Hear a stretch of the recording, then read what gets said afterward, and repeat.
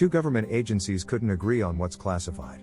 As a contractor, I couldn't fix this, but I needed them to get me out of the middle of it. How? I let it blow up. There's a DR at the end, but I need a preamble here. This story does not contain any classified information. The unnamed company's contracting relationship to NRO and CIA is unclassified. This tale does not name individuals, the location, or the corporation I worked for at the time. Leaving those details out makes the story easier to tell, and I'm not looking to embarrass any individuals. This takes place about a decade ago at a large U.S. corporation that contracts with the U.S. intelligence community. I was involved in the setup of a new corporate office in a U.S. city. We built a sensitive compartmented information facility, SCIF, for National Reconnaissance Office, NRO, and later for Central Intelligence Agency, CIA, contract work. I'm the computer security officer. We first built an NRO SCIF and got it approved for use. Next, we needed approval for a classified network within the SCIF with encrypted links to a wider network. I was tasked with writing a security plan for the classified network, and getting it through the approval process. According to the rules I had been trained on at that time, most of the plan was unclassified, but we needed to identify the SCIF location by address, suite, room numbers, and where classified material was stored inside the SCIF. Per my training, that level of detail made the plan classified. This represented a bootstrapping problem, since I needed to put those details in the plan, but did not yet have an approved classified computer system on which to prepare the plan. I contacted my NRO computer security counterpart, NRO rep, to work out how to do this, and got a surprise. NRO rep, just prepare it as an unclassified document. Me, but I need to describe the space. Floor plans. Which rooms will have workstations? Where the servers, the safes, the crypto gear will be? That's confidential. NRO rep, no, at NRO we changed those rules. It's unclassified. Me, what about other agencies? NRO rep, don't know, don't care. Me, so I can do all of this on my unclassified corporate network laptop? NRO rep, yes, and you can send me the printed document in the first class mail. No need for courier or registered mail. Me, Roger Wilco. My security coworkers were hesitant, but I plowed in. I prepared the document as described, marked it unclassified, sent it to NRO. After a few details back and forth we got the approval. NRO came out to install their gear and we were up and running. Flash forward 1 year. The SCIF wasn't fully utilized.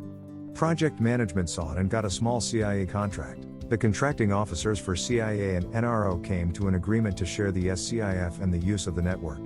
Background, it's government policy that in these arrangements the space and network are accepted as is. CIA doesn't demand changes to the space or the IT, doesn't do new approvals. I was contacted by my CIA computer security counterpart, CIA rep. CIA rep, your network is already approved, but I need a copy of your plan and a copy of the NRO approval letter. Me, okay, they're unclassified. How shall I send them to you? CIA rep, send them via first class mail, here's the address. Me, Roger Wilco. Note, and know darn well at this point that a problem is brewing. Before proceeding I called the NRO rep again. Me, the CIA rep wants the plan. It's unclassified, but I expect him to have a problem with the details in it. NRO rep, not your problem. The document is unclassified, end of story. Send it. Me, Roger Wilco. Yeah, I could have sent the docs via courier as though they were classified, but I had my instructions and I was following instructions.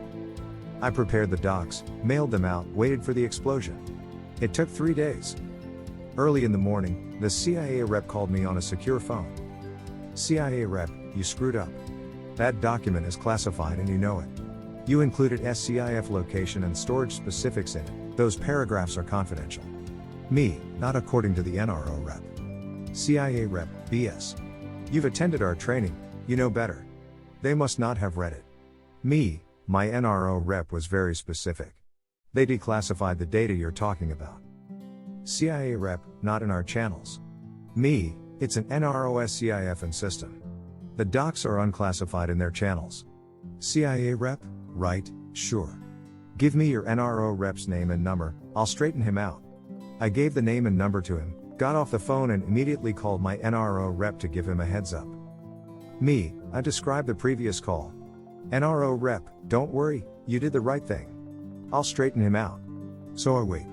It's hard to concentrate on anything else as this brews. Lunch, mid-afternoon, waiting. Finally, I get a call back from the NRO rep. NRO rep, okay, I just got off of a 2-hour phone call. I have some instructions for you. It won't make sense, but just do this. Print off the unclassified plan. Hand mark the hard copy as follows. Mark all the paragraphs with room numbers as confidential. Same with the SCIF drawings. Mark the overall document confidential. Send it to CIA via courier. Me, and the soft copy on my unclassified network laptop? NRO rep, leave it on your laptop. It's unclassified. Me, wow. Can you explain further? NRO rep, I don't want to talk about it. So I did as instructed. Pretty quickly, the CIA sent us a letter approving the processing of their data on the network. A month later, I spoke with the CIA rep, and after some other matters, I brought up the sore subject. This was the end of our conversation. Me, so I sent you that confidential copy of the network security plan, but the classification markup is handwritten.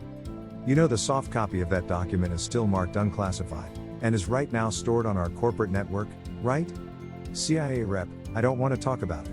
When I left the company 5 years later, our files still had 2 copies of the exact same document, one confidential, the other unclassified.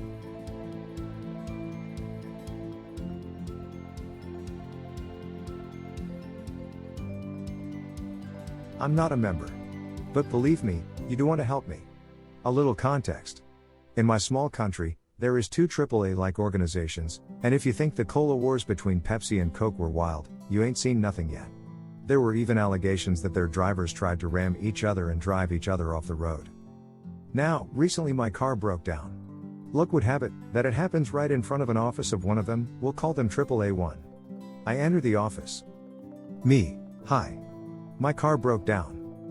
Lady behind the counter, are you a member? Me, with AAA1? No, sorry, but.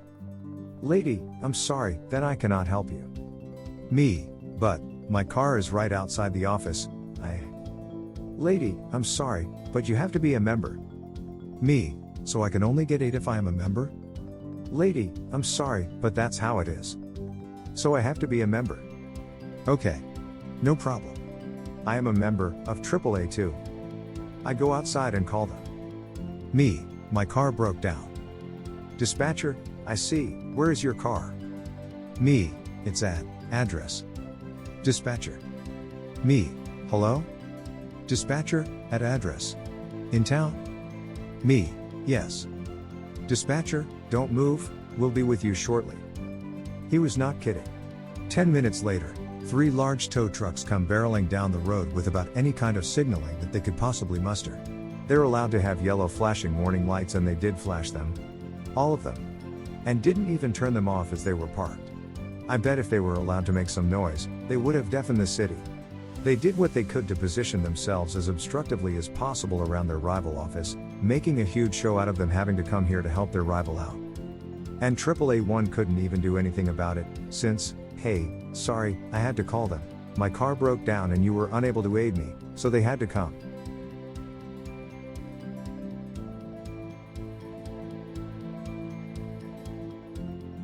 Eat your vegetables. I saw a comment on another post that reminded me of this story from my childhood. I'm going to start this off by saying I, like most children, absolutely hated pretty much any vegetable except for potatoes growing up. I was a really picky eater growing up. Although I've grown out of that, I can still be a little difficult when trying new things. Anyways, onto the story. My mom, at one point, was getting really tired of my hatred for all things green on my plate and started a new rule that you were not allowed to leave the dinner table until all veggies were gone off your plate. Now, she never said you had to eat them, just, they have to be gone from your plate, before you can leave the table. I was pretty much the only person who had an issue with this because my older brother and dad would eat anything, so I was usually the last person sitting at the table. So one day, when my mom sat down a bowl of vegetable beef soup in front of me, I came up with a plan. Remember how I said she never actually told us you have to eat the vegetables? When everyone else was done with their bowls and left the table, I decided to start grabbing handfuls of vegetables from my bowl. Mom made sure to give me extra greens, when no one was looking, and shoving them into my pockets. I did this until there was not a veggie in sight, then proceeded to eat the beef and broth until my bowl was cleaned. Mom was thrilled that her new rule worked and sent me off to go play outside. The following morning, when she gathered up all our clothes for the laundry and picked up the pants I was wearing from the night before, crap hit the fan. When she realized what I had done, she refused to wash my jeans, which were my favorite pair at the time, so I did end up losing a good pair of jeans, although she did get rid of her new rule. Every dinner afterwards was still served with veggies, but I was not made to clear them off my plate before I could leave the table.